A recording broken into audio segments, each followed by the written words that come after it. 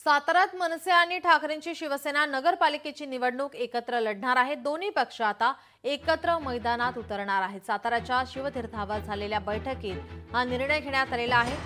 साताऱ्यात मनसे आणि ठाकरेंची शिवसेना नगरपालिकेची निवडणूक एकत्र लढणार आहे।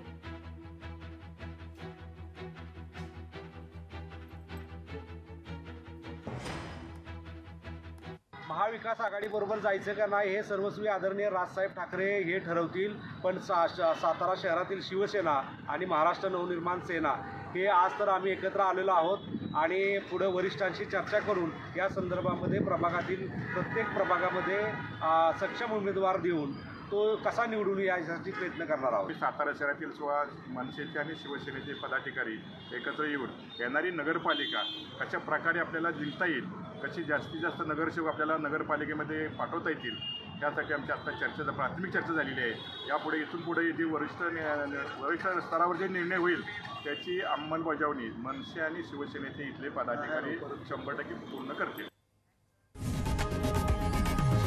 लोकशाही मराठी ऐका, पहा, जागरूक रहा।